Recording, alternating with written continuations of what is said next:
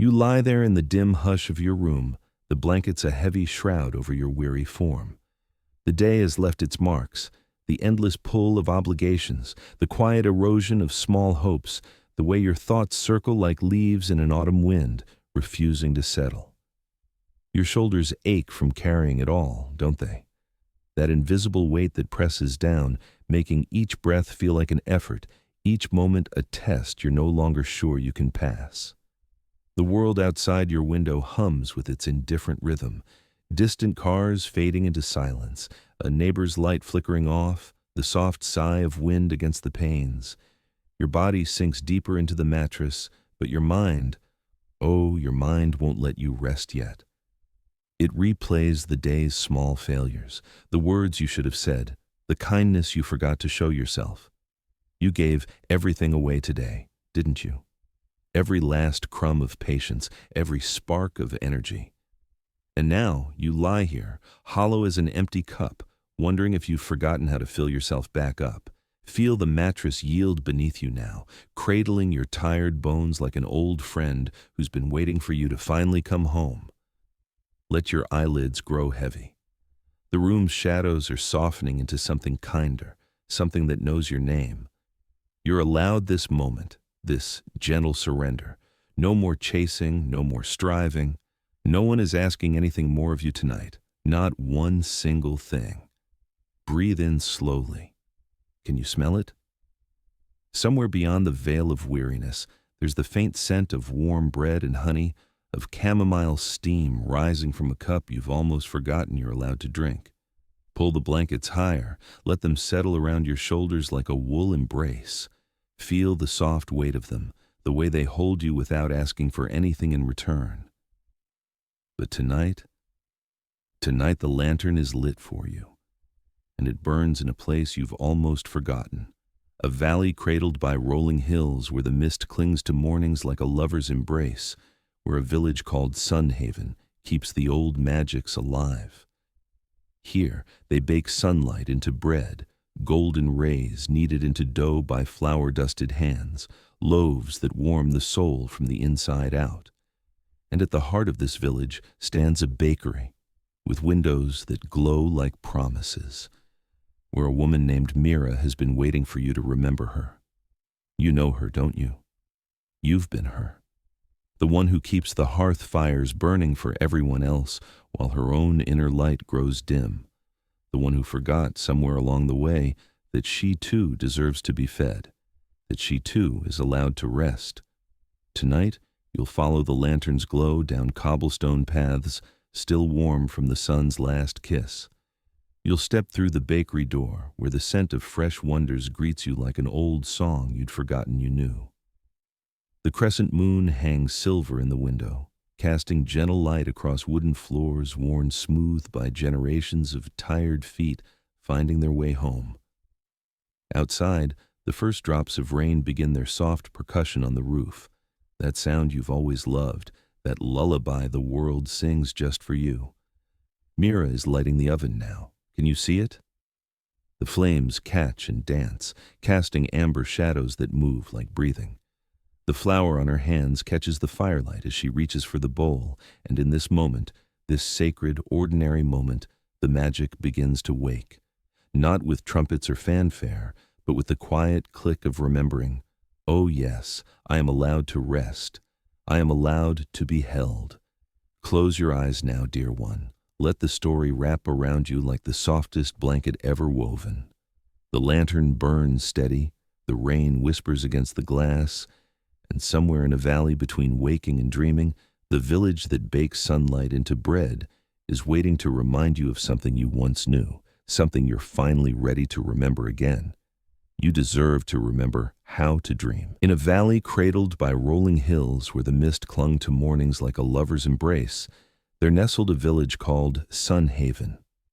Maps rarely marked it, for it lived in the spaces between the ordinary world and the whispers of enchantment. Here, tucked between meadows gold with late summer grasses and orchards heavy with fruit, the villagers had long ago learned the art of baking sunlight into bread, a gentle ritual passed down through generations, where the golden rays of dawn were captured in flour-dusted hands and kneaded into loaves that warmed the soul from within.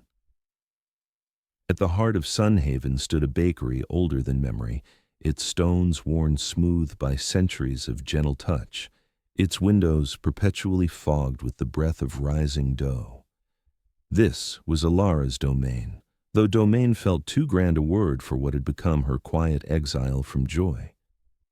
She was a woman of middle years, with flower-streaked hair the color of wheat fields after harvest, and eyes that held the faded blue of skies you remember from childhood but can no longer quite reach.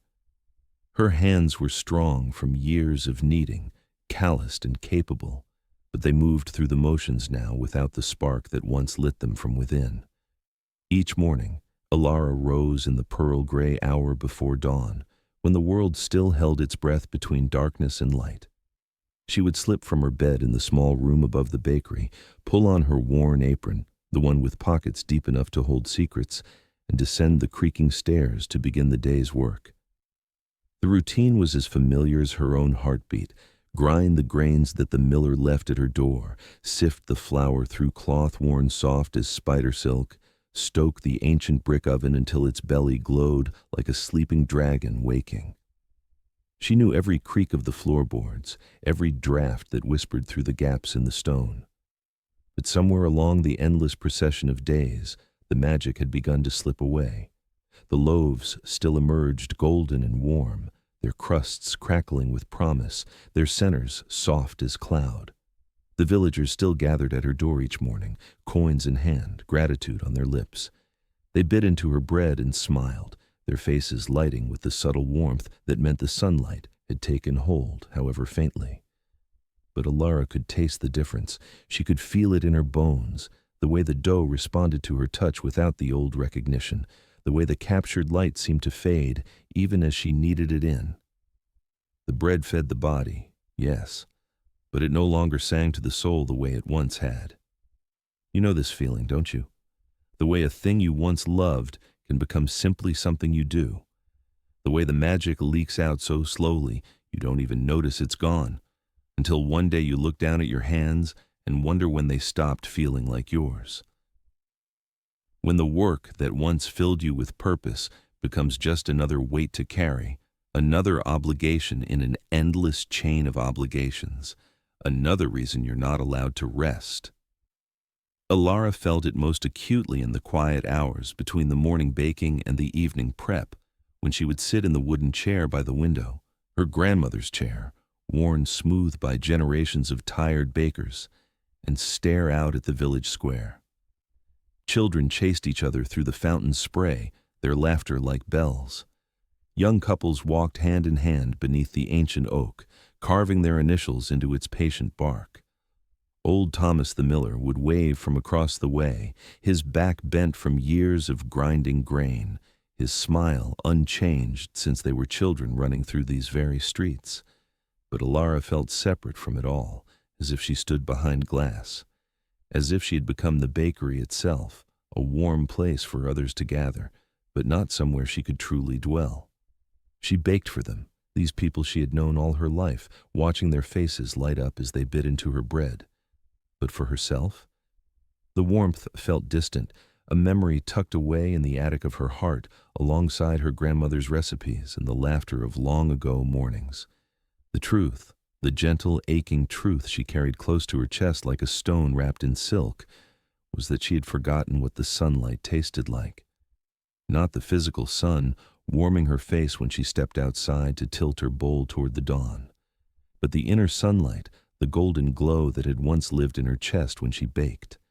The feeling of creating something that connected people, that wove invisible threads between hearts, that made a house feel like home. She remembered, in fragments worn soft by time, baking with her grandmother in this very room. How they would sing old songs while the dough rose, their voices braiding together like the challah they shaped for festivals. How her grandmother's hands, gnarled with age but still so gentle, would guide hers through the motions, the way to fold in the sunlight so it wouldn't escape, the secret of adding a pinch of morning mist for softness, the importance of speaking kindness into the dough, because bread remembers everything you give it. "The magic isn't in the recipe, little starling," her grandmother would say, flour dusting her silver braid like snow. "The magic is in the sharing, in the knowing that someone will sit at their table tonight and feel less alone because of what your hands have made." Alara had believed it then, believed it with the fierce certainty of youth. She had felt the magic coursing through her, had tasted it in every loaf she pulled from the oven. Each bread was a love letter, an invitation, a small sun carried into someone's home to brighten their darkest corners. But her grandmother had been gone 7 years now. 7 winters of snow falling on her grave beneath the willow tree at the village edge.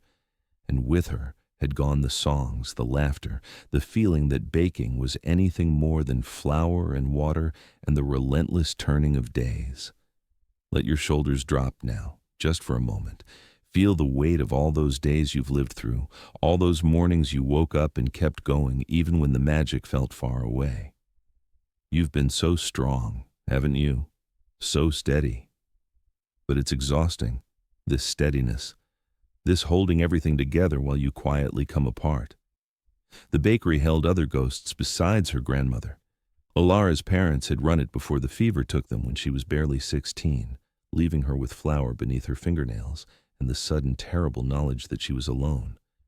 She had baked through her grief then, because the village needed bread, and grief was a luxury she couldn't afford. Friends had drifted away as they grew, married, moved to the city, forgot the girl who smelled perpetually of yeast and wood smoke. She had loved once, a boy with kind hands who helped his father tend the orchards, but he had wanted adventures beyond the valley and she had wanted roots, and so he left one autumn morning with promises to return that faded like morning mist. Now she was 37, unmarried, alone except for the flour and the fire and the endless sunrise she captured in her bowls. The villagers called her the Keeper of Light, spoke her name with gratitude and respect. But Alara felt like a lantern slowly burning down, the oil running low, the flame guttering. And there, on the wide windowsill of the bakery where it had sat for as long as anyone could remember, was the lantern itself. The village lantern. It was ancient, older than the bakery, older perhaps than Sunhaven itself. No one knew who had made it or how it had come to rest in this place.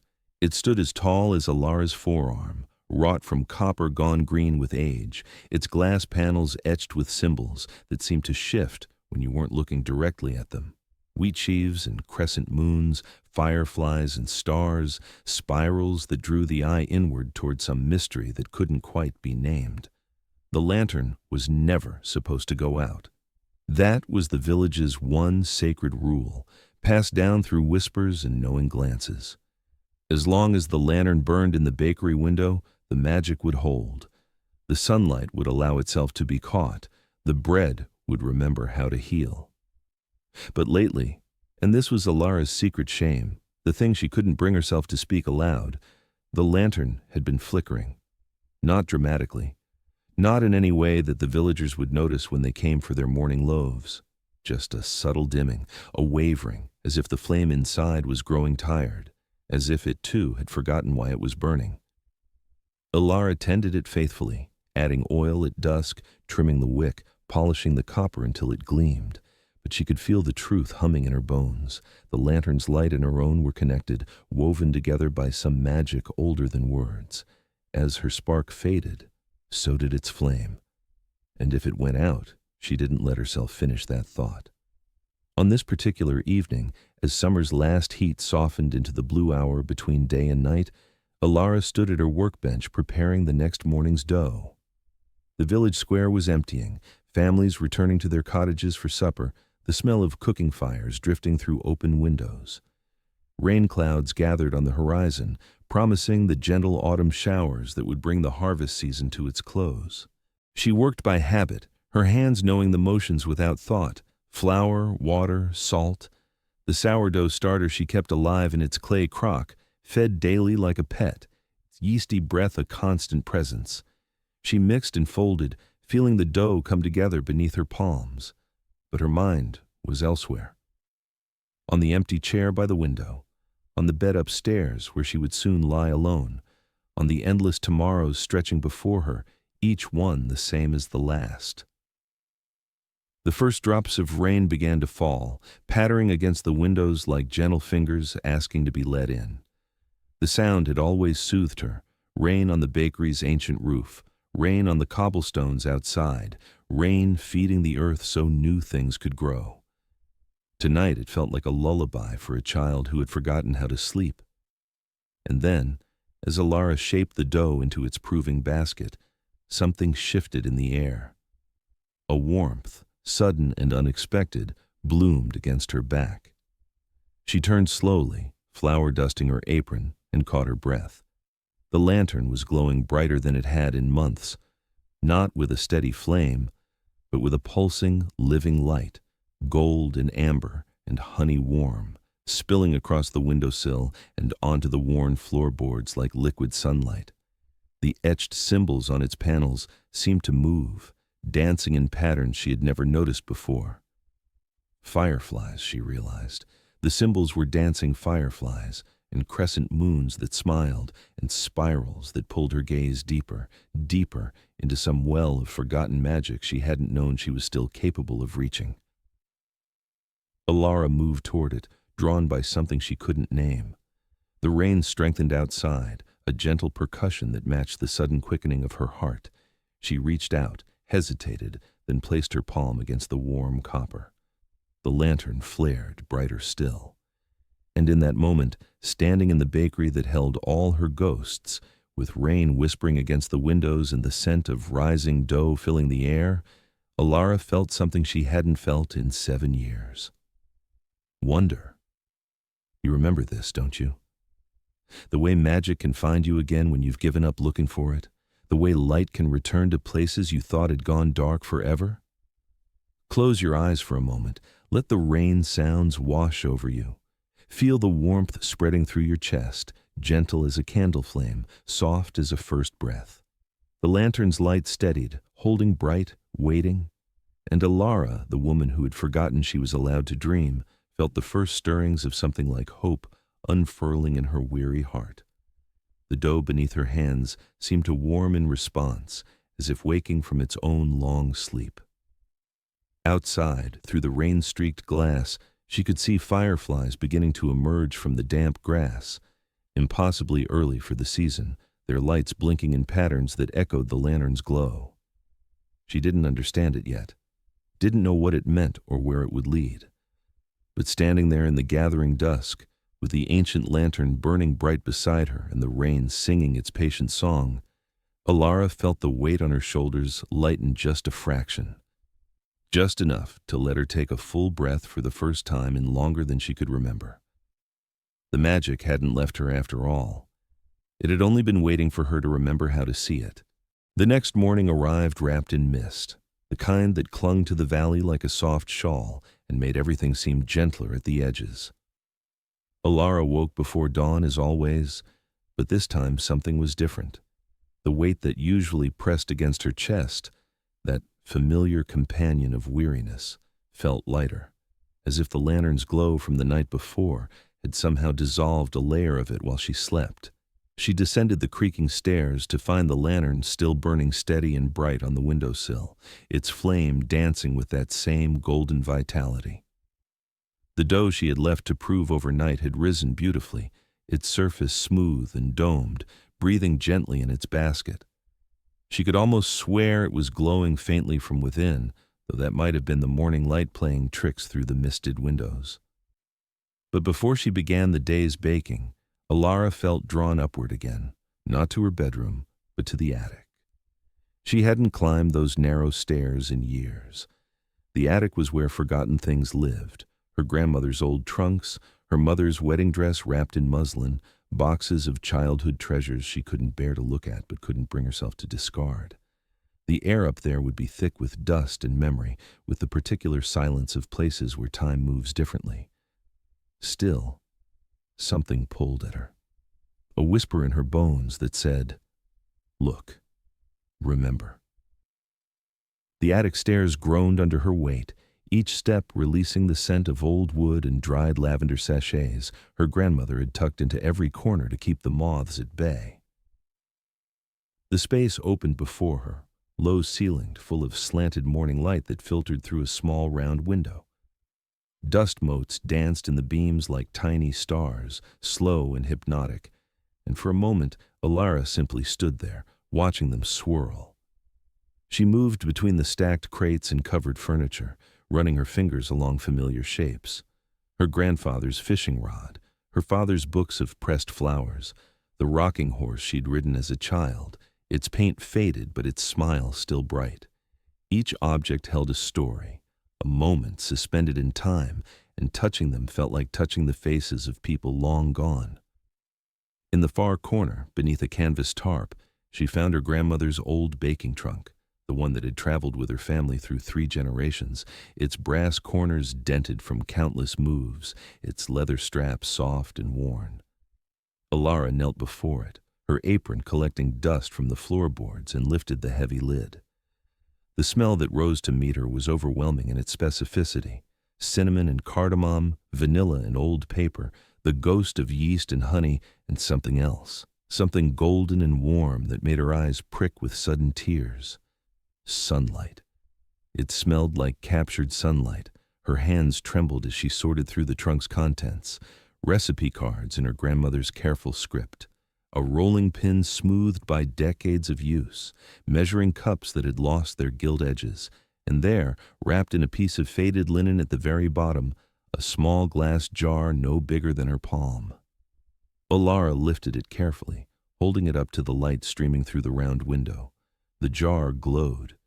Inside, golden liquid moved like slow honey, like amber, like the last light of summer evenings when the sun hangs low and everything it touches turns to gold. She could feel warmth radiating from the glass, gentle and alive, pulsing in time with her own heartbeat. A label, yellowed with age, was tied around the neck with twine. Sunlight Essence, Summer Solstice, 1962, for dark days. Her grandmother's handwriting, her grandmother's magic, preserved in glass, waiting all these years to be found. Alara's breath caught in her throat. She remembered this now, remembered her grandmother teaching her how to make it when she was barely 8 years old, how they had woken before dawn on the longest day of the year and climbed to the highest hill above the village, how they had held their jars up to the rising sun and whispered thanks, coaxing the light to condense, to become something that could be stored and saved for when the darkness felt too heavy. "There will be days, little starling," her grandmother had said, her face lit by the sunrise, "when you forget that the light exists, when winter comes early to your heart and you can't remember what warmth feels like. On those days, you open this jar, just a drop, and you remember." Alara had made her own jar that morning, filled with summer sunlight and childish hope. But she had never needed to open it. She had been 8, and the world was full of light, and dark days were things that happened to other people, to adults who didn't know how to dance in meadows or chase fireflies or believe that bread could hold magic. Where was that jar now? Lost, probably. Given away or forgotten or broken in some long-ago move. But her grandmother's jar H. You feel it too, don't you? That ache of recognition when you find something from your younger self, something that still holds the warmth of who you used to be before the world taught you to be smaller, quieter, less bright. Let that feeling wash over you now. It's allowed. The tears that gather are allowed. Alara carried the jar downstairs like a sacred thing, cradling it against her chest. The lantern seemed to flare brighter as she entered the bakery, as if welcoming an old friend home. She set the jar on her workbench, beside the basket of risen dough, and simply looked at it for a long moment. Then, with hands that shook only slightly, she twisted open the cork stopper. The scent that rose was summer itself, cut grass and honeysuckle, the warmth of bare feet on sun-heated stones, the green growing smell of life abundant and unafraid. The light within the jar brightened, spilling over the rim in golden threads that drifted down like reverse rain, pooling on the workbench and flowing across the worn wood like water seeking its level. 1 drop. That's all her grandmother had said. Just 1 drop for dark days. Alara tilted the jar carefully, watching as a single tear of sunlight essence fell into her bowl of dough. The moment it touched, the dough began to glow from within, not aggressively, not with anything harsh or startling, but with a gentle radiance that reminded her of fireflies in tall grass, of the lantern's steady flame, of all the quiet lights that keep watch in darkness. She set the jar aside and plunged her hands into the dough. Oh, it was warm, warmer than it should be, warmer than any dough had ever felt beneath her palms. But it was more than temperature. It was alive in a way she had forgotten dough could be, responding to her touch like a cat arching into a beloved hand, like earth soaking up rain after drought, like coming home after years of wandering. The magic sang through her fingertips, up her arms, into her chest, where it settled like an old friend taking a seat by the fire. She kneaded slowly, tears streaming freely now down her flour-dusted cheeks, and the dough seemed to absorb them too. Salt and sorrow, and the beginning of something like joy, all mixed together into something that could sustain a person through winter. When she finally shaped the loaf and set it in the oven, the entire bakery had taken on a golden glow. Outside the window, she saw something impossible. The herb garden. The small plot beside the bakery door where she had tried for years to grow rosemary and thyme, where everything wilted despite her careful tending, where the soil seemed tired and the plants always drooped no matter how much she watered them. It was blooming, not just alive, but radiant. The rosemary standing tall and proud, the thyme spilling over the edges of its box in cascades of tiny purple flowers, and there, impossibly, a tomato plant heavy with fruit that gleamed like rubies in the morning light. The golden threads from the jar had somehow found their way through the window, had sunk into the soil, and now life was erupting in response. Alara walked outside in her flour-dusted apron, bare feet on the cool stones, and knelt before the garden. She touched a rosemary branch and it released its scent, sharp and clean and green, the smell of memory itself. A bumblebee, fat and content, hummed from flower to flower. A ladybug crawled across her thumb, its spotted wings catching the light. She laughed, a sound she barely recognized as her own, rusty from disuse but genuine. The laugh became a sob, then a laugh again, and she sat there in the dirt beside her impossible garden and let herself feel it all. The grief, the wonder, the slow unfurling of something she had thought dead. Feel your breath deepening now, the way relief moves through the body like warm honey, slow and sweet. You're allowed to feel this. You're allowed to let the weight shift. The bread that emerged from the oven an hour later was unlike anything Alara had baked in 7 years. It glowed, actually visibly glowed, with an inner light that made the crust seem translucent, as if the sun itself had been baked into golden form. When she broke it open, steam rose in spirals that caught the light and made rainbows dance across the bakery walls. The smell was intoxicating, honey and wheat and summer mornings and every comfort a person could ever need. She ate a piece standing at her workbench, and it tasted like forgiveness, like permission, like love in its simplest form. The villagers who came for their morning bread stopped in their tracks when they entered the bakery. Old Thomas the miller, his back bent from years at the grinding stone, straightened just a fraction as the scent washed over him. "Alara," he breathed, his rheumy eyes suddenly bright. "You found it again." She didn't know what to say. She simply pressed a still warm piece into his gnarled hands and watched as he bit into it. His face transformed, years falling away as he chewed slowly, tears tracking through the flour dust on his weathered cheeks. "I'd forgotten," he whispered. "I'd forgotten what it felt like. To be held." Word spread through Sunhaven like pollen on the breeze. By mid-morning, a line had formed outside the bakery, not demanding, not urgent, but patient and wondering. Each person who entered left changed, carrying their piece of sunlight bread like a treasure, like a promise that things could still be good. But by early afternoon, Alara found herself restless. The jar of sunlight essence sat on her windowsill now, beside the lantern, both glowing in companionable silence. She felt pulled toward something, a sensation like a string tied around her heart, tugging her gently toward the east, toward the woods that bordered the village where she had played as a child. She followed the pull without questioning it. That was part of the magic returning, she realized, the ability to trust these soft urgings, these whispers from a world that wanted to guide her back to wonder. The path into the woods was overgrown with late summer growth, blackberry brambles and wild roses, ferns that brushed wet against her skirts. The air smelled green and alive, full of mushroom and moss and the secret breath of trees. Alara walked slowly, letting her feet remember the way, and as she walked, the light changed. It grew golden, thick, as if she were moving through honey, through amber, through the heart of a sunbeam. And then she saw it. Sitting in the middle of the path, patient as a statue, was a fox. But not just any fox. This one was old, ancient perhaps, in the way of magical creatures who existed sideways to ordinary time.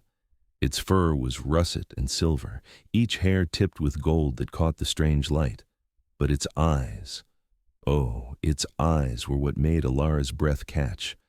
They glowed, softly, gently, with the exact light of fireflies on a summer night, as if dozens of them were trapped inside the fox's head, illuminating it from within. "Hello," Alara said, not knowing what else to say, but feeling somehow that this creature deserved the courtesy of greeting. The fox blinked slowly, then stood. It was small, barely reaching her knee, but it carried itself with a dignity that made it seem larger. It looked at her for a long moment, those firefly eyes seeing straight through to the parts of her soul she kept hidden, then turned and walked deeper into the woods. Alara followed. There was no question of not following. This was part of the unfolding, part of the magic that had begun with the lantern's brightening and the discovery of her grandmother's jar. She was being led somewhere, and she trusted. For the first time in years, she trusted that the path would be gentle. The fox moved silently through the undergrowth, its tail a banner of russet and gold. Occasionally it would pause and look back, making sure she was following, and each time Alara met those luminous eyes, she felt something loosen in her chest, some old knot of fear or doubt slowly unraveling. They walked for what might have been minutes or hours. Time moved strangely in the deep woods, measured by the dappling of light through leaves and the rhythm of breath rather than by clocks. The trees grew larger, older, their trunks thick enough that 3 people linking hands couldn't have circled them. Spanish moss hung in silvery curtains, and the air hummed with insect life and bird song and the slow green breathing of growth itself. Then the forest opened. Alara stepped from shadow into a meadow she had never seen before, though she had walked these woods her entire life. It was small, perhaps 50 paces across, ringed by ancient oaks whose branches interlaced overhead to form a cathedral ceiling of leaves. But it was the light that made her gasp. The sunlight here had pooled.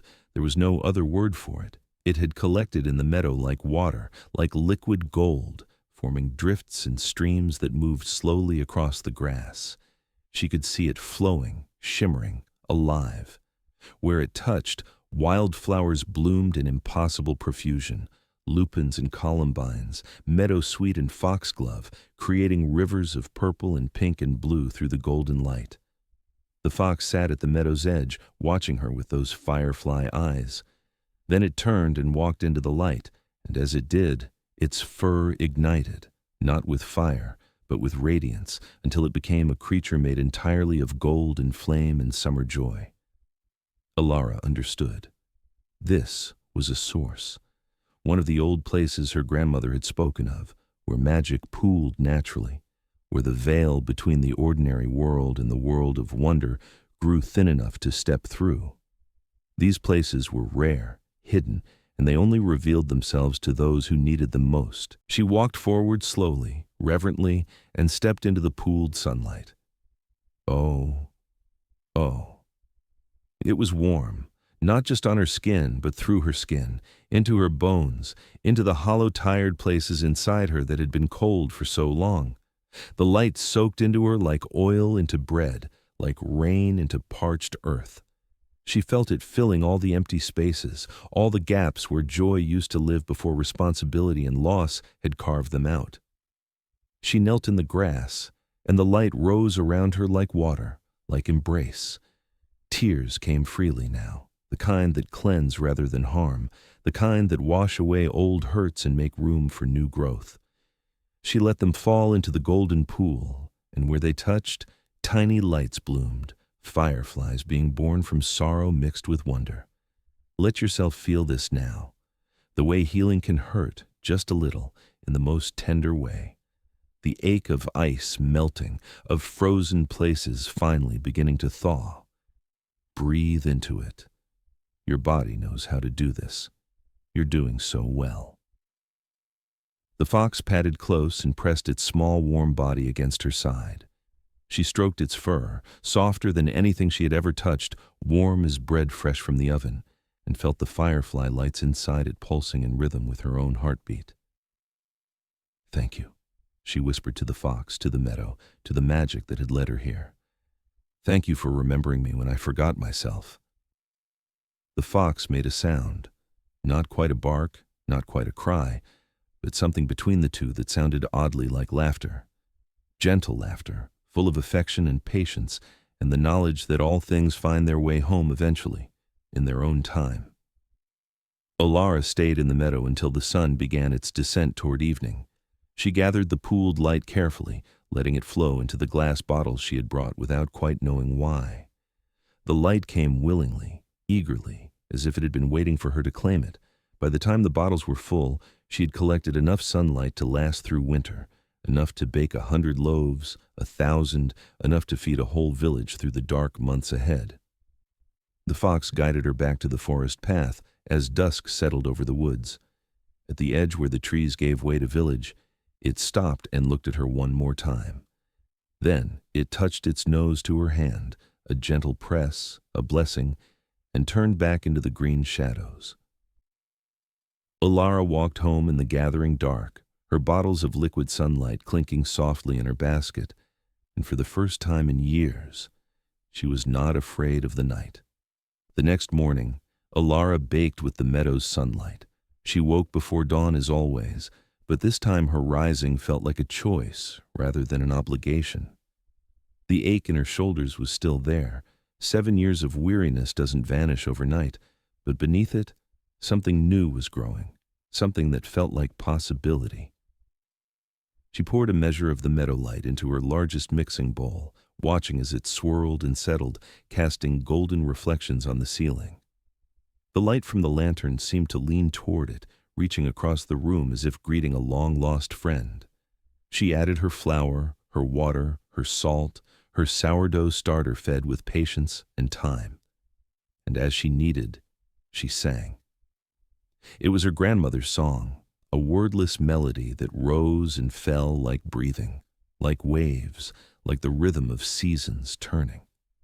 She hadn't sung it in 7 years, hadn't even realized she remembered it until her mouth opened and the notes came tumbling out, rusty at first, but growing clearer with each repetition. The dough responded, warming and softening and beginning to glow. She shaped 12 loaves, each one round as the full moon, each one holding its own internal sunrise. As they rose in their baskets, the bakery filled with a scent unlike anything the village had smelled before. It wasn't just bread. It was memory-made fragrance. It smelled like the first day of summer vacation, like birthday mornings when you were small enough to believe wishes came true, like the moment after a long cry when your mother held you close and whispered that everything would be all right. It smelled like hope and homecoming and the very specific comfort of being known completely and loved anyway. The scent drifted out through the open windows, carried on the morning breeze. It wound through the village streets like a ribbon, like an invitation, like a gentle hand taking yours and saying, "Come, come remember, come be held." By the time the loaves emerged from the oven, crusts crackling like autumn leaves, centers soft as clouds, each one glowing with that gentle inner radiance, people had begun gathering in the square outside the bakery. Not a crowd, exactly. More like a constellation slowly forming, each person drawn by something they couldn't name but recognized in their bones. Alara carried the loaves out on her largest wooden board. The morning was cool, the first hint of autumn in the air, and mist still clung to the low places. The villagers stood in loose clusters, their faces turned toward her like flowers toward the sun. She set the board on the old oak table in the square, the one that had been there longer than anyone could remember, its wood worn smooth by 1,000 community meals. And then, without ceremony, she began to break the bread.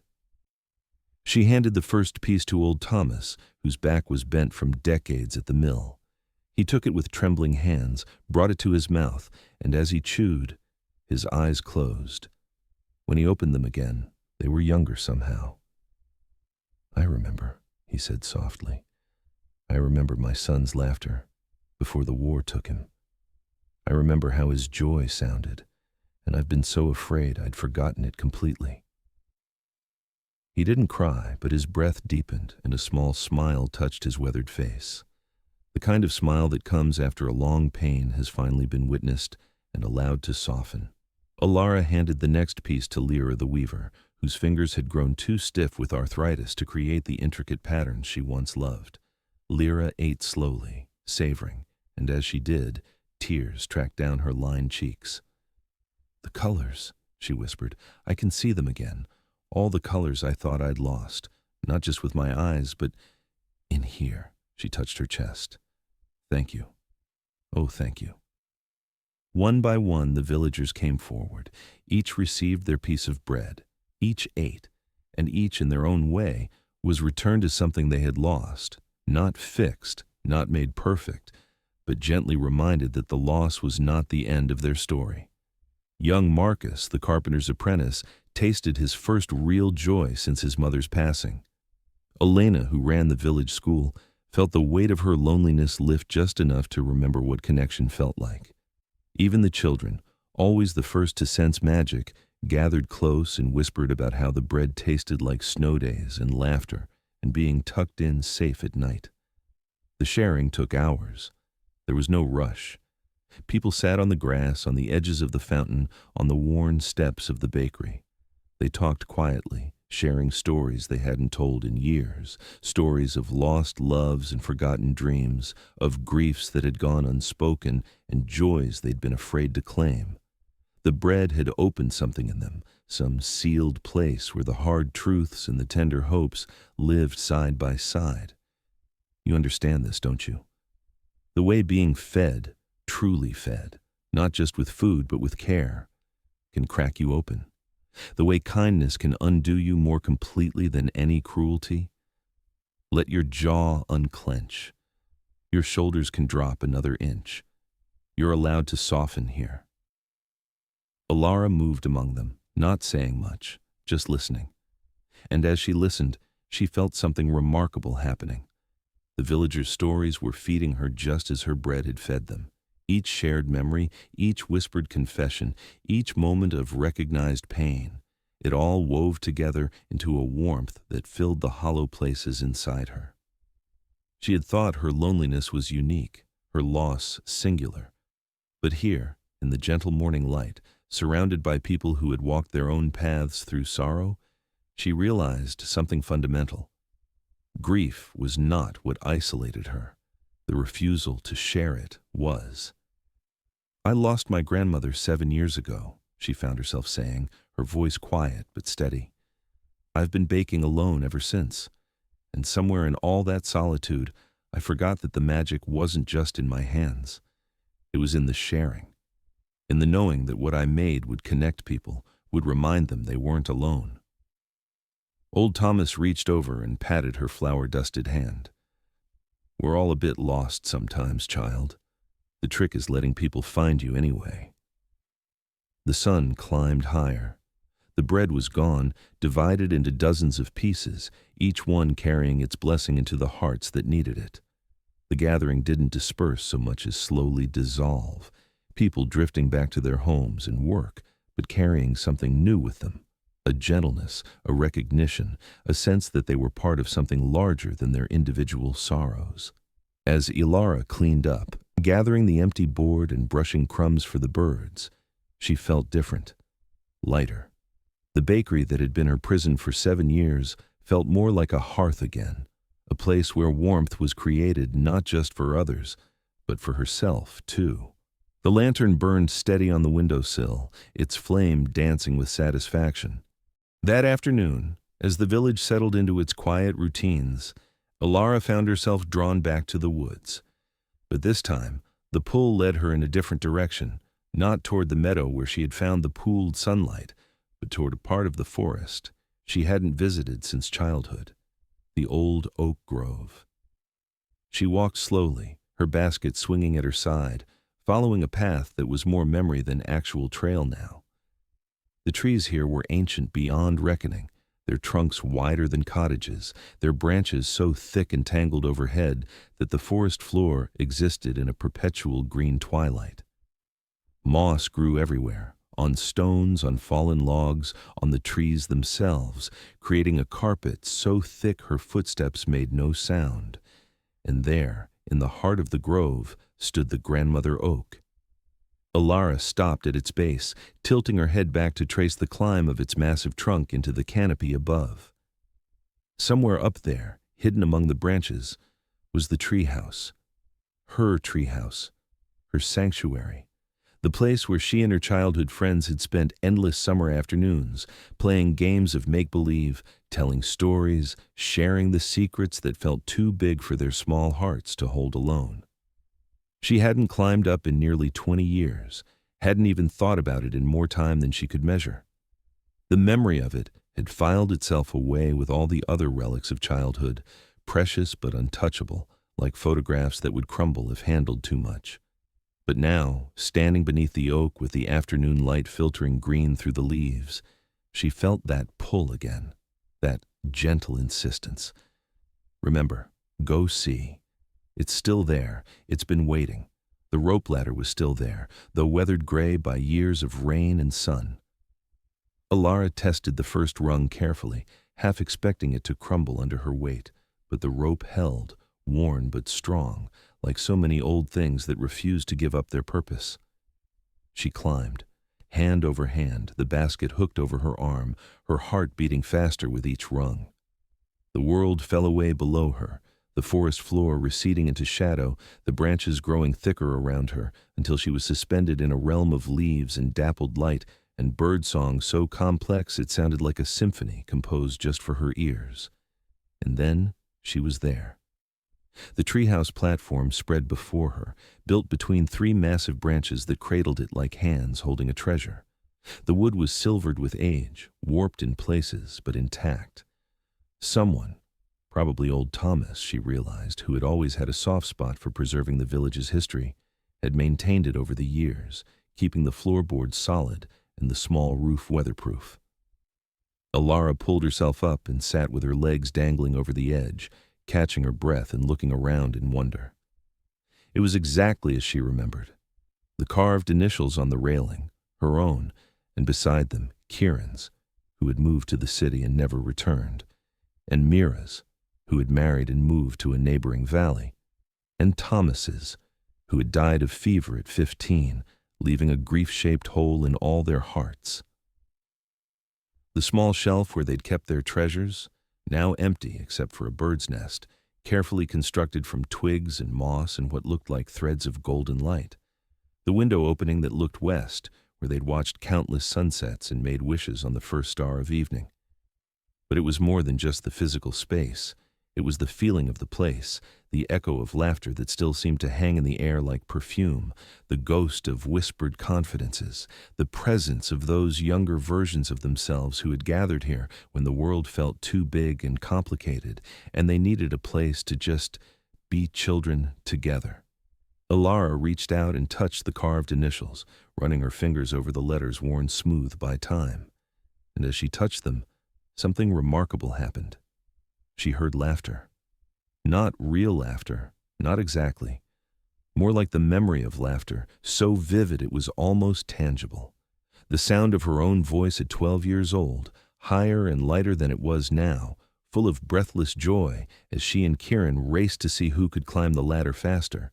The sound of Mira giggling over some shared secret. Thomas's deeper laugh, already showing hints of the man he would have become if he'd lived long enough. Close your eyes now. Can you hear it too? The echo of your own younger laughter from a time before you learned to be quiet, before you learned that joy was something to ration carefully, to protect, to hide away so it couldn't be taken. It's still there. It's been here all along, waiting for you to come back and claim it. Alara opened her basket and pulled out one of the morning's remaining loaves. She'd saved 2, though she hadn't known quite why. Now she understood. She broke off a piece and ate it slowly, letting the sunlight-infused bread do its work, and as she did, the memories grew stronger. She could see them, her friends, her younger self, as if they were really there. Transparent as mist, but present. They sat in their old places, cross-legged on the weathered boards, passing around a stolen apple, a chunk of bread, a jar of cool water from the stream. They were discussing something terribly important, a plan to build a raft, maybe, or a scheme to sneak into the harvest festival after hours. And young Alara, that girl with flower-streaked hair and eyes full of wonder, she was laughing so hard she had to hold her sides. She was loved, so obviously loved by these friends who knew all her secrets and kept them safe. She was allowed to be silly here, to be dramatic, to cry over small hurts and celebrate small victories. She was held by the simplest magic of all, belonging. I forgot, adult Alara whispered to the ghost of her younger self. I forgot how much I was loved. I thought when everyone left, when everyone moved on, it meant I was the kind of person who couldn't be loved, that I was meant to be alone. The vision of her younger self looked up, as if hearing, and smiled. That uncomplicated smile of a child who hasn't yet learned to doubt her worth. Then, young Alara reached into her pocket, just as adult Alara remembered doing on one particular day, the last day they'd all gathered here before Thomas got sick, before everything changed, and pulled out a folded piece of paper. She opened it, smoothed it on the floor, and began to write. Adult Alara watched, transfixed, as her younger self's hand moved across the page. She couldn't see what was being written, but she knew. Somehow, across 20 years and all the grief between, she knew. It was a recipe. Their recipe. The secret one they had invented together, mixing ingredients that made no sense but felt right somehow. A pinch of moonlight, a cup of laughter, a spoonful of wishes, all the impossible things that children believe can be measured and mixed and baked into something real. When young Alara finished writing, she folded the paper carefully and tucked it into a gap in the floorboards, a hiding place only the 4 of them knew about. Then the vision faded, growing transparent, dissolving back into memory. But the paper. Alara scrambled forward, running her hands over the floorboards, searching. There, a gap just wide enough for her fingers. She slid them in and felt, yes, paper. Old paper, soft with age but still intact. She pulled it out carefully, unfolding it in the green-filtered light. The handwriting was hers, unmistakably, the round letters of a 12-year-old, decorated with little stars and hearts in the margins. But the words, "Dear future me." If you're reading this, that means you came back. That means you remembered the treehouse and climbed up, even though you're probably a grown-up now and climbing trees is probably undignified or whatever. I hope you're still making bread. I hope you still remember how grandmother taught us to catch sunlight in our bowls. I hope you haven't forgotten that the magic isn't just in the recipe. It's in why you bake. It's in the love you knead into the dough. It's in knowing that somewhere, someone will sit down to eat what you made and feel less alone. Thomas says I'm being too serious. He's probably right. He usually is. But I want you to remember something important. You're allowed to be happy. You're allowed to take breaks. You're allowed to climb trees and laugh too loud and do things that don't make sense. You're allowed to be friends with people who love you for no other reason than because you're you. We made up a recipe today. It's silly, but I'm writing it down anyway because maybe someday you'll need it. Recipe for bread. That carries the sun's hug, 1 cup of laughter from good friends, 2 tablespoons of firefly light, a pinch of secrets shared in whispers, 3 cups of memories from the best days. Mix until you remember what joy feels like. Bake until you can't stop smiling. I know it's not a real recipe, but maybe by the time you read this, you'll have figured out how to make it anyway. Love, Alara, age 12 3/4, P.S. If Thomas is reading this over your shoulder, tell him he still owes me his dessert from the Harvest Festival bet. The tears came then, not the gentle ones she'd been shedding all day, but the kind that come from somewhere deep and painful and necessary. She folded forward, clutching the letter to her chest, and sobbed in a way she hadn't allowed herself since her grandmother died. She cried for 12-year-old Alara, who had believed in magic so fiercely it hurt. She cried for Thomas, gone too soon, who would never get to read this letter or collect on his bets. She cried for all the years she'd spent feeling alone, when all along she'd been surrounded by the echoes of love, if only she'd known how to listen. And then, as the tears began to slow, something else came. A laugh. Small at first, broken up by hiccuping breaths, but genuine. She laughed at the absurd sweetness of her younger self, at the impossible recipe, at the postscript that still made her smile 20 years later. She laughed because laughter and tears were 2 sides of the same coin, and she'd been denying herself both for far too long. Let it out now, all of it. The tears that need to fall, and then the laugh that comes after. That deep breath that follows, when your ribs ache and your face is wet, and you feel more real than you have in years. You're doing so beautifully. Alara sat in the treehouse until the light began to shift toward evening. She read the letter 3 more times, memorizing every word, every heart doodled in the margins. And as she sat there, surrounded by the echoes of childhood and the green peace of ancient trees, she felt something click into place. The recipe wasn't impossible after all.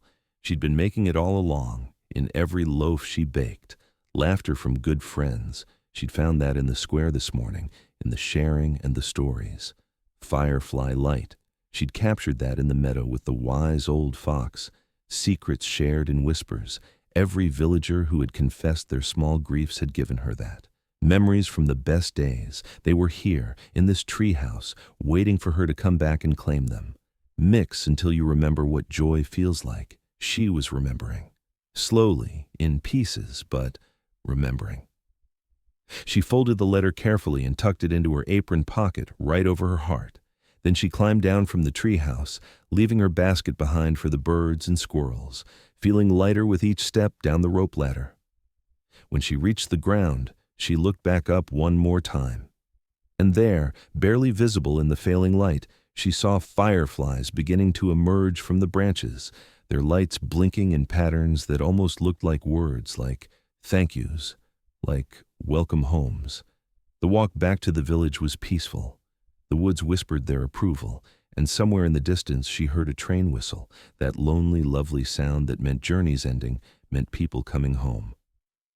2 days passed in a golden haze. Alara baked with the meadow sunlight, and each batch seemed to glow brighter than the last. The villagers came for their bread, and left changed in small ways, shoulders a little less hunched, smiles a little more frequent, the weight of living just slightly less crushing.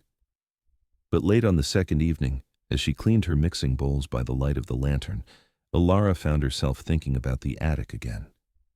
The treehouse letter had awakened something, a hunger for connection with her younger self, a desire to excavate all the buried treasures of memory and see what else was waiting to be found. She climbed the narrow stairs once more, carrying an oil lamp this time, and made her way to her grandmother's baking trunk.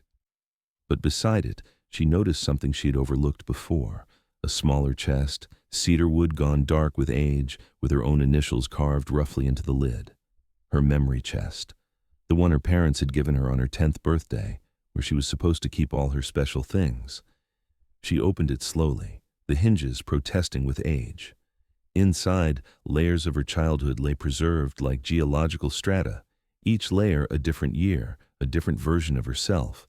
On top, dried flowers from the harvest festival when she was 16. Beneath, ribbons from foot races she'd won at summer games. Below that, a crude clay figure of a cat she'd made for her mother, the paint flaking but still recognizable. And beneath that, letters. A whole stack of them, tied with a faded ribbon, each envelope addressed in her own evolving handwriting. She lifted them out carefully and carried them to the small window where moonlight spilled across the dusty floor. The topmost envelope was addressed to Future Alara, age 20. She'd forgotten this. Her mother had started this tradition, writing letters to your future self at each birthday, sealing them away to be opened years later.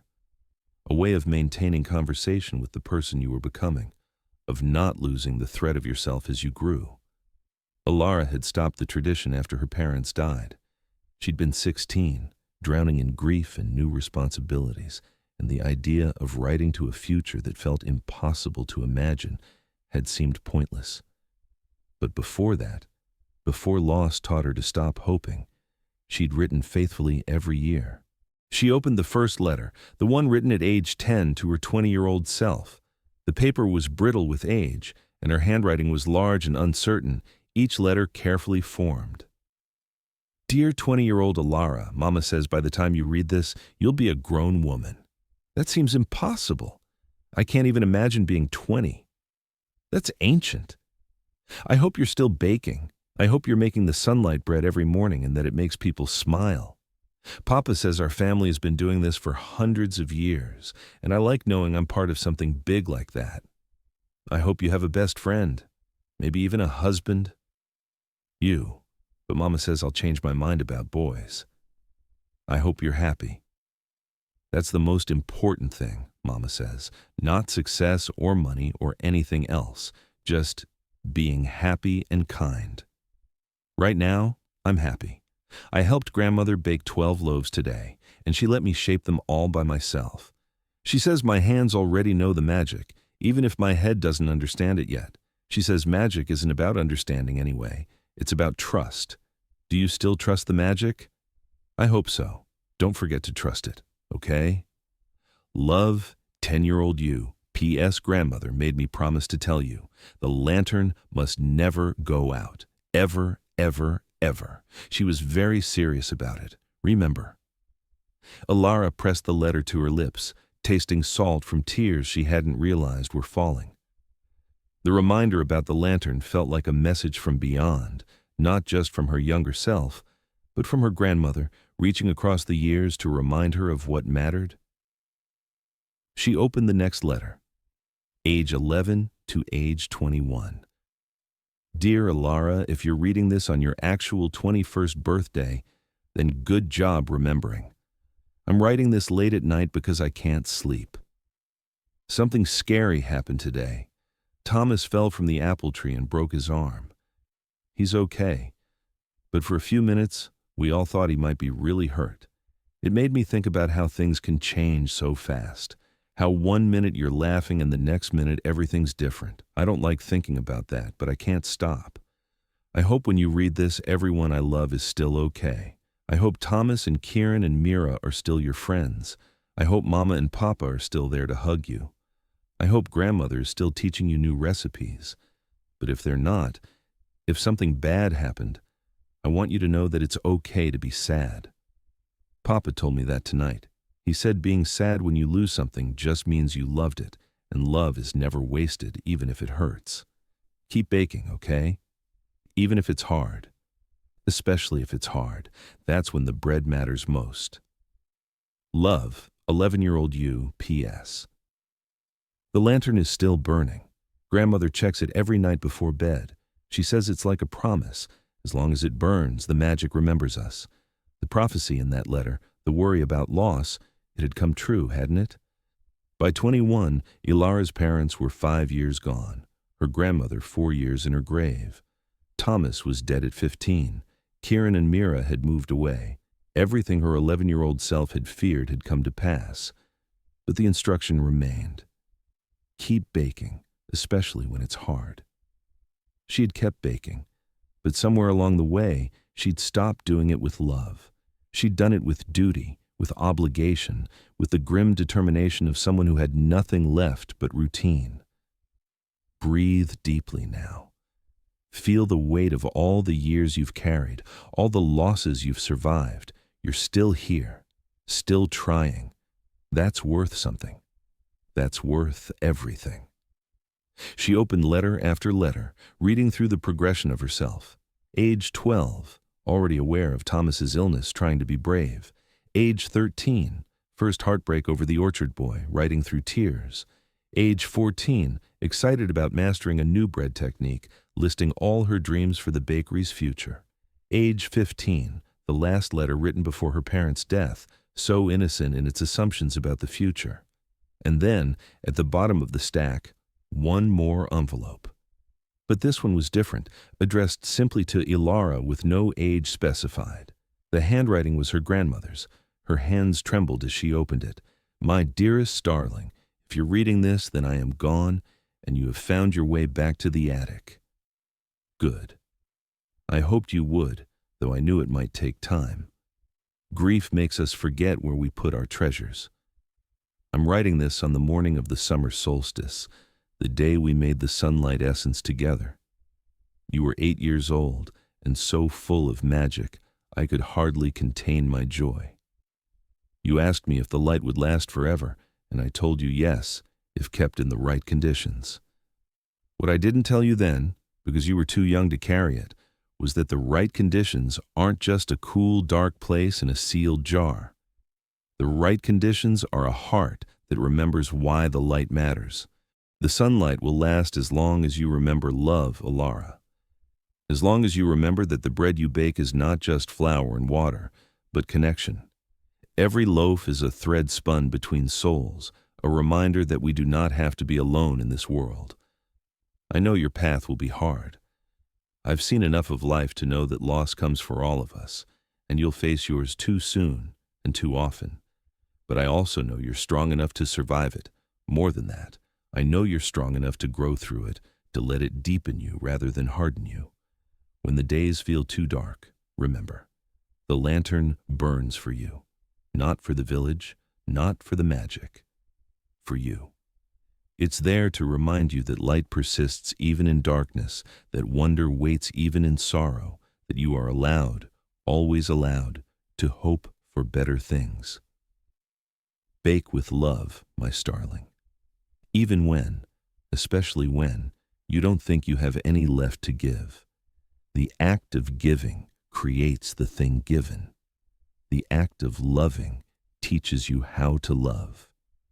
You'll see. I'm proud of you. I've always been proud of you, and I'll be watching over you, me and all the ancestors, all the bakers who came before, all the way back to the first person who thought to catch sunlight in a bowl. We're all here, holding you in our thoughts, believing in your strength even when you can't believe in it yourself. The magic is real. You are magic. Don't forget. All my love, always. Grandmother P.S. There's a secret ingredient I never told you about. It's in the base of the lantern, hidden in a small compartment. When you're ready, when you've remembered how to trust your own light, open it. You'll know what to do. Ilara couldn't see the words anymore through her tears. She clutched the letter to her chest and wept, not with sorrow this time, but with relief, with the overwhelming gratitude of being seen, being known, being loved across the boundary of death itself. Her grandmother had known she would struggle, would forget, would need this message. And she had left it here, a time capsule of love, waiting for the exact moment when Ilara would be ready to find it. Let it all out. The grief you've been holding, the love you've been afraid to feel, the gratitude that's too big for your body to contain.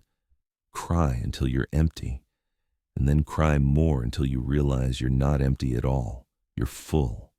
So full of love that it's spilling over finally after all these years.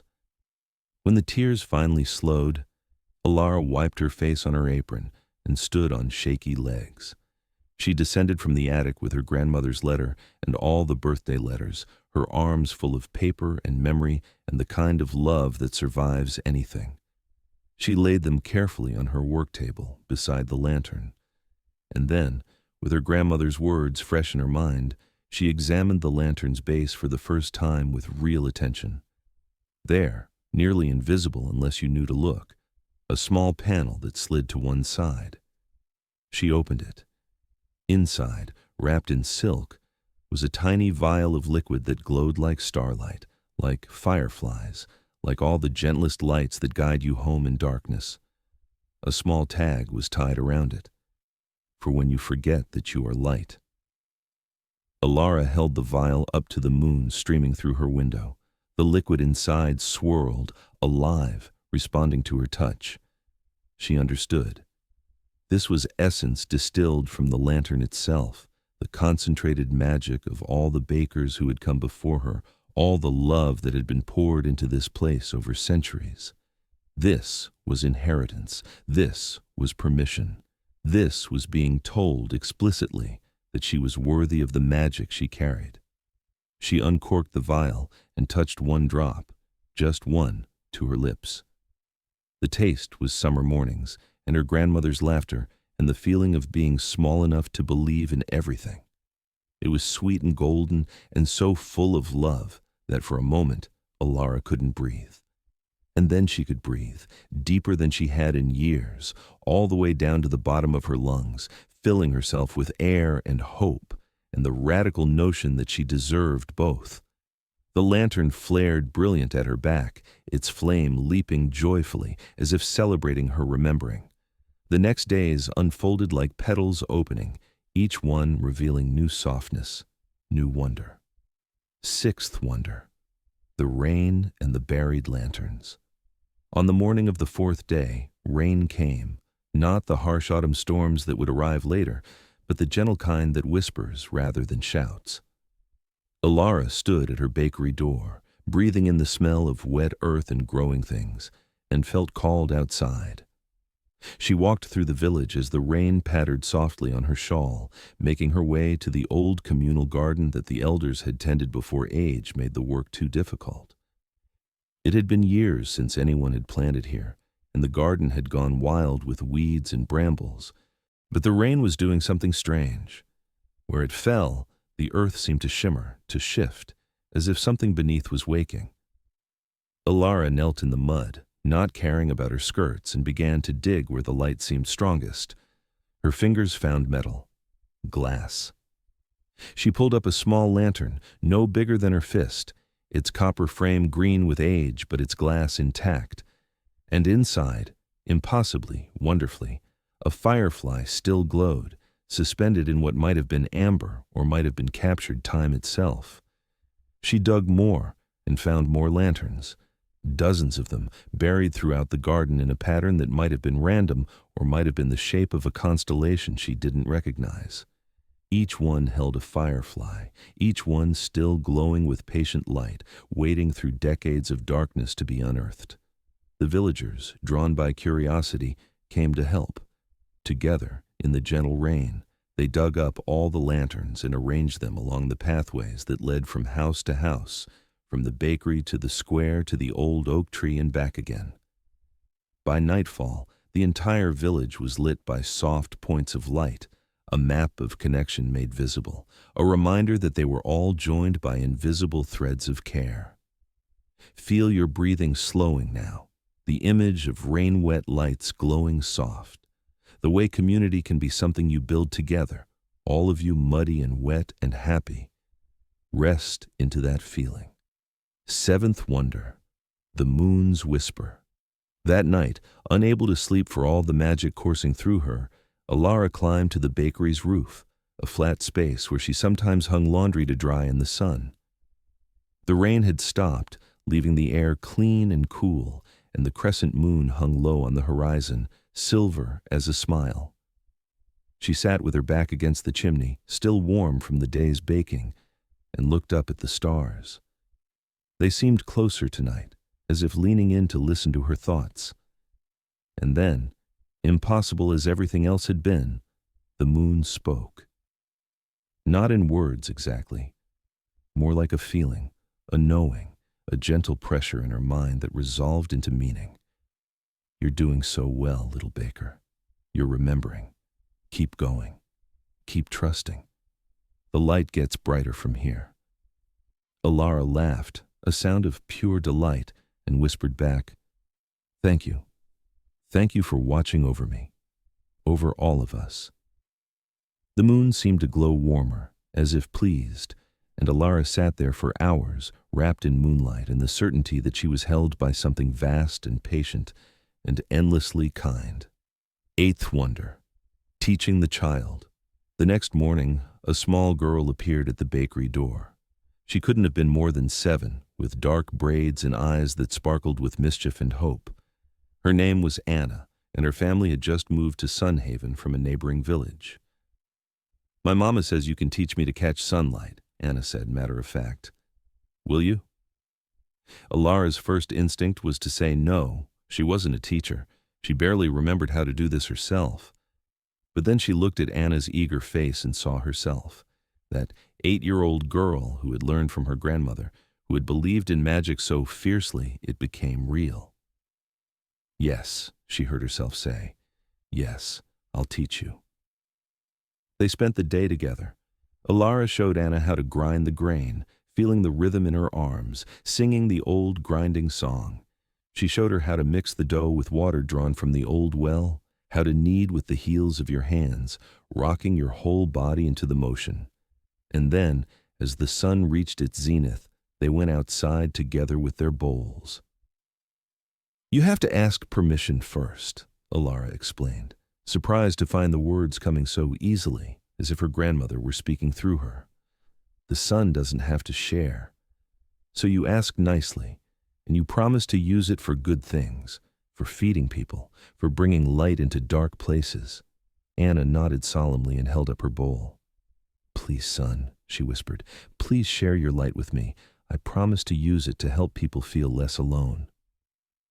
The sunlight pooled in her bowl, golden and thick.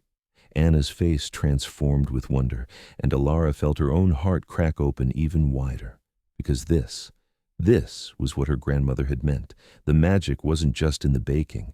It was in the teaching, in the passing down, in making sure the light continued from one generation to the next. You understand this now, don't you? The way receiving and giving are part of the same motion? The way being helped and helping others creates a circle that holds everyone? Let that truth settle into your bones. They baked together, Anna's small hands guided by Alara's larger ones, and the loaf that emerged from the oven glowed like a small sun. Anna took it home to her mother, her face radiant with pride, and Alara felt something she hadn't felt in years. Purpose. Not just the obligation to feed, but the joy of passing something precious forward. Ninth wonder. The train song. That evening, as the light faded toward dusk, Alara heard it, the train whistle in the distance. Sunhaven had no railway station. The nearest tracks were miles away, across the far hills. But on quiet evenings, when the wind was right, the sound would carry into the valley like a message from another world. She'd always loved that sound. Even as a child, lying in bed above the bakery, she would listen for it and imagine all the places the train was going, all the people heading home or heading out to seek their fortunes. The whistle was lonely and lovely all at once, a reminder that there was a bigger world beyond the valley, but also that journeys ended, that home was always waiting. Tonight, the whistle seemed to carry a melody. She hummed along without thinking, and the melody was her grandmother's grinding song and her mother's lullaby, and the tune the village children sang when they played their skipping games, all the songs woven together into one. She made tea, chamomile with honey from the village hives, and sat in her grandmother's chair by the window. The firefly lanterns glowed along the pathways outside. The village windows were warm with candlelight. The smell of cedar smoke drifted from chimneys, and the train whistle sang its lonely, lovely song, reminding her that she was both connected to this place and part of something larger.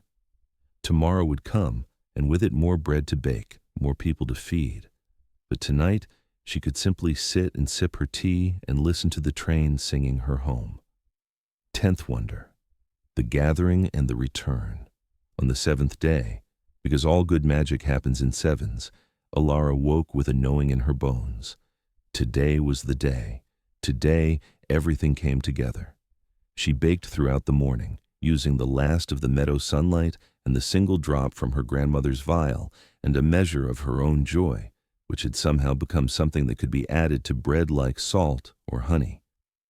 She baked until the bakery glowed like a lantern itself, until the scent of the bread called to everyone in the valley, until the loaves lined her shelves like small suns captured in golden form. By early afternoon, the villagers had gathered in the square without being asked. They came bringing their own offerings. Old Thomas brought fresh ground flour. Lyra brought her finest woven cloths to use as bread covers. The children brought wildflowers and firefly lanterns. Someone brought a fiddle and began to play old songs that everyone knew by heart. It wasn't a festival. There was no formal plan. It was simply gathering, coming together because something in them recognized that magic was happening and they wanted to be part of it.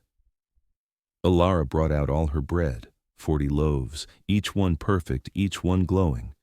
She set them on the oak table, and the village formed a circle around it. Young and old, long-time residents and newcomers like Anna, everyone joined hands. I forgot, Alara said, her voice quiet but steady, that the magic isn't mine, it's ours. It's in the sharing, in the connection, in the knowing that we're all in this together. So this bread, all of it, it's not from me. It's from all of us to all of us. They broke bread together as the sun began its descent. Each person took a piece, and with each bite, something returned to them, a fragment of joy they'd lost, a memory they'd forgotten, a piece of wonder they'd set aside when adult responsibilities grew too heavy. They shared stories as they ate.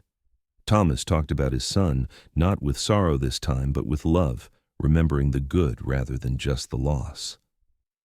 Lyra demonstrated a weaving pattern she'd thought her stiff fingers couldn't manage anymore, her hands moving with surprising grace. The children sang and danced, and some of the adults joined them, not caring that they looked foolish, just feeling the joy of movement and music and being alive. As the stars began to appear, one by one, Alara felt the final knot in her chest unfurl. The ache that had lived there for 7 years. It wasn't gone completely. She didn't think it ever would be. But it had softened, had become something she could carry without being crushed by it. She looked around the circle of faces, all of them lit by firefly lanterns and moonlight and the last glow of sunset, and she saw what her grandmother had tried to tell her. Love doesn't end when people leave. It transforms. It becomes something you carry forward, something you share, something that connects you to everyone who has ever loved you and everyone you will ever love. The lantern burned on the bakery windowsill, its flame steady and bright and eternal. The firefly lanterns glowed along the pathways. The stars leaned close, witnessing. And Alara, the woman who had forgotten she was allowed to dream, stood in the center of her village, surrounded by community and magic and the simple, profound truth that she had never actually been alone. Let your breath deepen completely now. Feel the peace settling through your whole body like warm honey, like the weight of the softest blanket. Your shoulders can drop all the way. Your jaw can unclench entirely. You're safe here.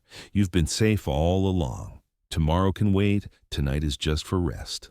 The lantern is lit for tired souls. The gathering dissolved slowly, gently, like sugar melting into warm tea.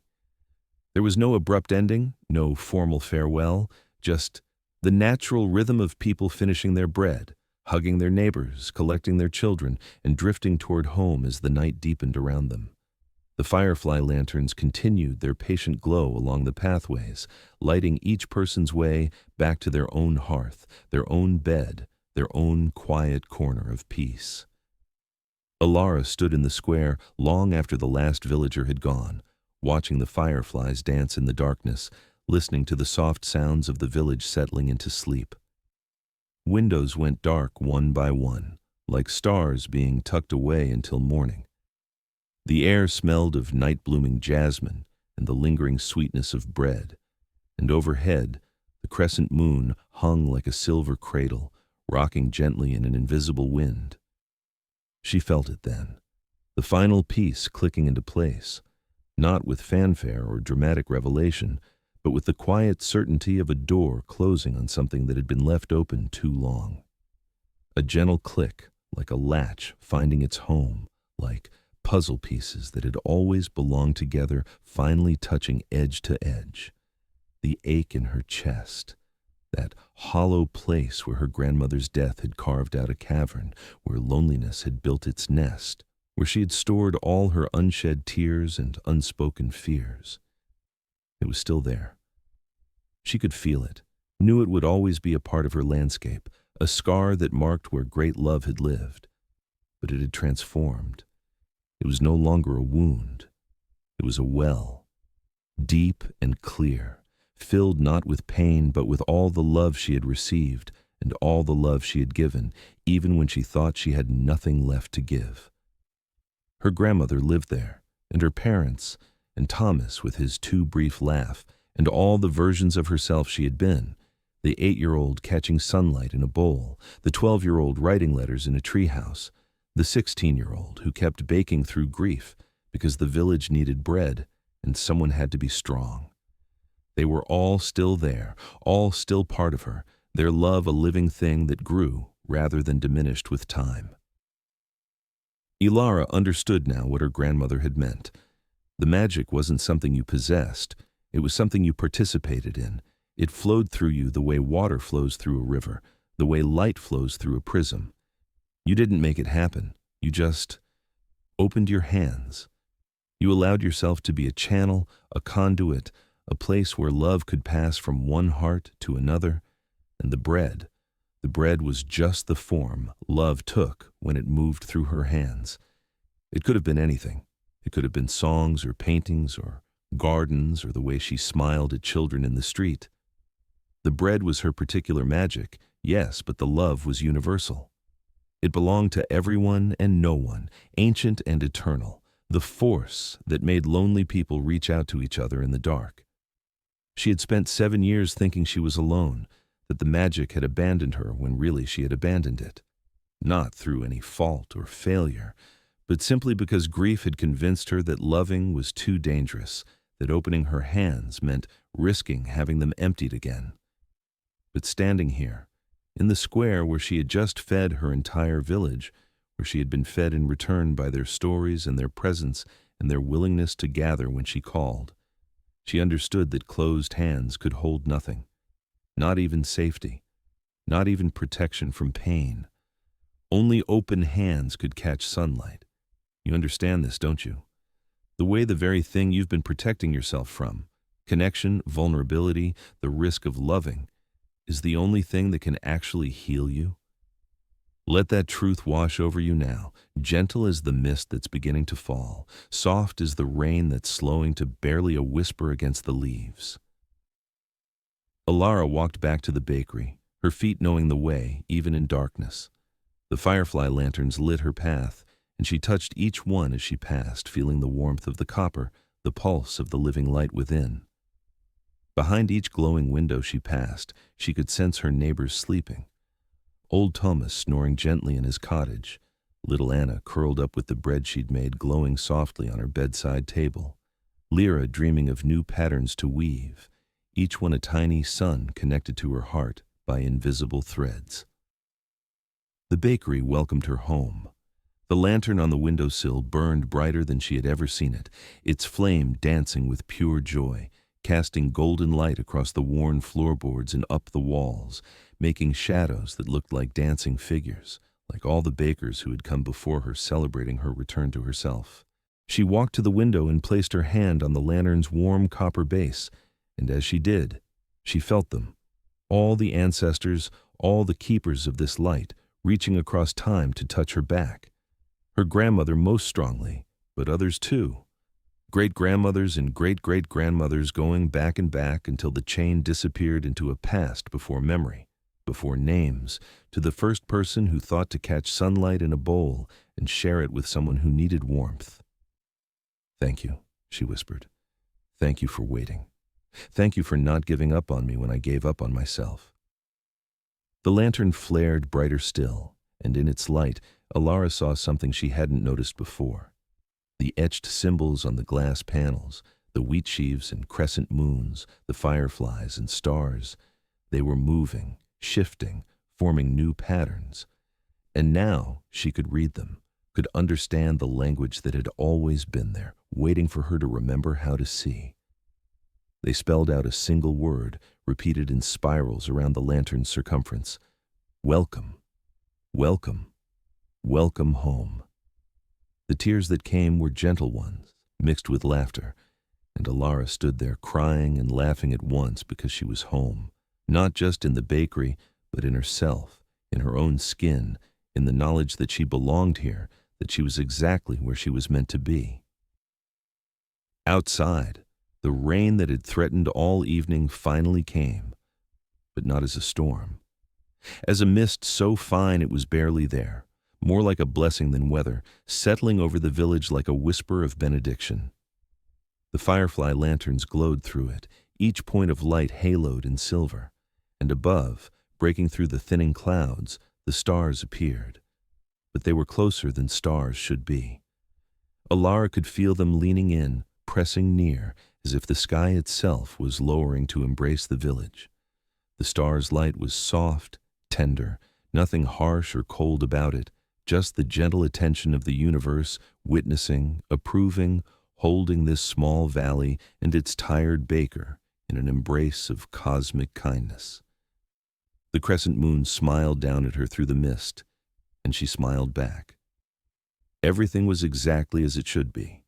Everything was exactly as it had always been, if only she'd had eyes to see it. She had never been abandoned. The magic had never left. She had simply forgotten for a while how to look. But now she remembered. Now she knew. Feel your own shoulders dropping now, releasing that last bit of tension you didn't even know you were holding.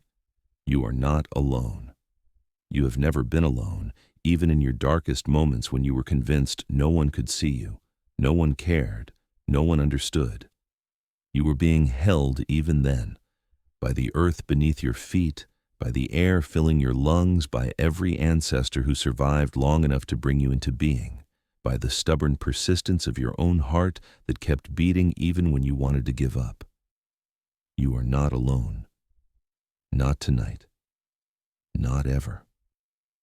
Alara climbed the stairs to her room above the bakery, each step releasing a little more of the weight she'd carried. By the time she reached her bed, she felt lighter than air, as if she might float up through the ceiling and join the stars if she wasn't careful. But the bed was there, solid and real, with its quilts that her grandmother had stitched and its pillows that still smelled faintly of lavender and home. She lay down without even removing her flour-dusted dress, and the mattress received her like an old friend, like a mother's arms, like every soft landing she'd ever hoped for. The lantern's light reached up through the floorboards, making her room glow with gentle gold. Outside her window, the mist continued its patient fall, and the firefly lanterns kept their watch, and the stars leaned close enough to whisper secrets. Alara felt her eyes growing heavy. The day's magic, all 7 days of magic really, had filled her to overflowing, and now her body was demanding rest, sweet, deep, healing rest, the kind of sleep that knits bones and mends hearts and allows the soul to catch up with all the growing it's done. As her breathing slowed, as her thoughts began to soften and drift like the mist outside, she felt one more presence in the room. Her grandmother sitting at the foot of the bed the way she used to when Alara was small and frightened of the dark. "I'm so proud of you, Starling," her grandmother's voice, or the memory of it, or perhaps something more real than memory, whispered through the quiet. You found your way back, you remembered, and now the light will never go out again. I love you, Alara murmured, already half asleep. I love you so much. I know, sweet girl, I know. Now rest. Tomorrow you'll wake up and the magic will still be there. It doesn't go away anymore. You've claimed it. It's yours to keep. And Alara slept. You feel it too, don't you? That sensation of finally being allowed to rest, of having done enough, been enough, tried enough for one day, for 7 days, for 7 years, for a whole lifetime. You are allowed to stop now. You are allowed to let your body grow heavy, to let your thoughts slow down, to let sleep come and take you somewhere soft and dark and safe. Close your eyes if you haven't already. Feel the weight of your own blanket settling over you like Alara's quilts, like her grandmother's love, like the knowledge that you are seen and known and loved exactly as you are. You don't have to be anyone else. You don't have to do anything else. Not tonight. Tonight, you are simply held. The lantern burns steady in the darkness, not just in Sunhaven, but here too, wherever you are. Can you see it in your mind? That warm, golden glow, that patient flame that never flickers, never fails. It burns for you. It has always burned for you. Every tired soul who has ever laid down at the end of a hard day and wondered if they'd forgotten how to dream, the lantern burns for you. And around it, the fireflies dance, soft little lights in the darkness, blinking their patient rhythm, reminding you that even the smallest light matters, that your own small light, however dim it feels right now, is enough, is necessary, is part of a constellation that would be incomplete without you.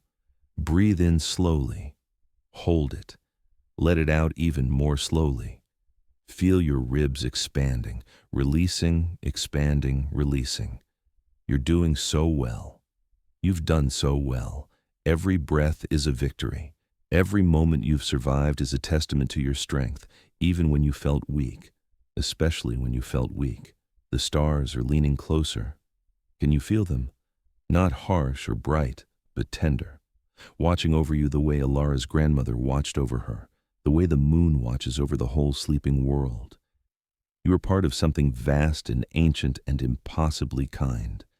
The universe conspires for your rest, for your healing, for your gentle return to wonder. Let your jaw unclench completely. Let your tongue rest soft in your mouth. Let your forehead smooth out, releasing all those furrows of worry and planning and trying to hold everything together. You don't have to hold anything right now, not one single thing. The world will keep turning without your effort tonight. The rain outside Alara's window has softened to almost nothing now. Just the faintest whisper against the leaves, against the roof, against the ground that drinks it in gratefully. That same rain is falling wherever you are, in whatever form your comfort takes. Maybe it's actual rain. Maybe it's silence. Maybe it's the steady breathing of someone you love sleeping nearby. Maybe it's just the darkness itself, that old friend that asks nothing of you except that you rest. Feel the mattress beneath you. Feel how it holds you, how gravity keeps you safe and anchored. You're not going to float away. You're not going to disappear. You're held by the earth itself, cradled like a child, like something precious that deserves to be protected. The lantern's flame dances slower now, its light pulsing in time with your heartbeat. Slow, slower, each pulse saying, safe, safe, safe, safe. Each flicker whispering, loved, loved, loved, loved. You can trust it. You can let go. You can sink deeper into sleep knowing that the light will still be there in the morning, that this magic you've touched tonight won't vanish with the dawn. Your childhood wonder is still there, waiting in the treehouse of your heart, all the younger versions of you, all the dreams you thought you'd lost. They're not gone. They're just sleeping, like you're sleeping now, waiting to wake up when you're ready. And you will be ready. But not tonight. Tonight is just for rest. Tomorrow can wait. All your obligations can wait. Every single thing that needs doing can wait. Right now, in this moment, the only thing required of you is breathing. In, out, in, out. And even that happens without your trying, doesn't it? Your body knows how. Your body has always known how to keep you alive, even when you couldn't help it, even when you didn't think you wanted it to. Thank your body now, silently, for carrying you this far, for being strong enough to hold your heart even when it felt broken, for breathing you through every hard moment, for bringing you here, to this soft place, to this rest you've earned 1,000 times over. The lantern glows steady. The fireflies dance. The stars keep watch. The moon smiles. The rain whispers. And you are safe. So safe. Safer than you felt in years, maybe. Or perhaps you're finally letting yourself feel the safety that was always there, waiting for you to stop running long enough to recognize it. Alara is sleeping now in her little room above the bakery, her grandmother's love wrapped around her like a blanket, like arms, like the knowledge that she belongs to a lineage of light keepers and magic makers and stubborn survivors who refuse to let the flame go out. And you are sleeping too, or almost sleeping, drifting in that sweet in-between place where the world grows soft at the edges and anything feels possible. Let yourself drift. Let yourself float. The lantern will keep burning while you rest. The fireflies will keep dancing. The village will keep sleeping. Each window a little sun of safety. Each hearth a reminder that warmth exists, that home exists, that love persists even through the longest winters. You are so tired. It's okay to be tired. It's okay to need this rest as much as you need air, as much as you need water. Rest is not weakness. Rest is the soil in which new growth happens. Rest is the darkness that makes the light visible. Rest is the pause between heartbeats that lets the heart keep beating. So rest now. The blanket settles heavier, warmer.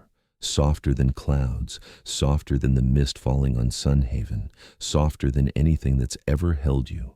Feel its weight, feel how it anchors you, keeps you from floating away, gives you permission to be heavy, to be earthbound, to stop trying to be weightless and invulnerable and never in need. The lantern burns. The lantern burns. The lantern keeps burning through every dark hour, through every moment of doubt, through every night when you're sure morning will never come. It burns for you. It has always burned for you. And it will keep burning all through this night and tomorrow night and every night you need it. And the lantern keeps burning. For you. Sleep now, dear one. Sleep. You are loved. You are safe. You are home. Good night.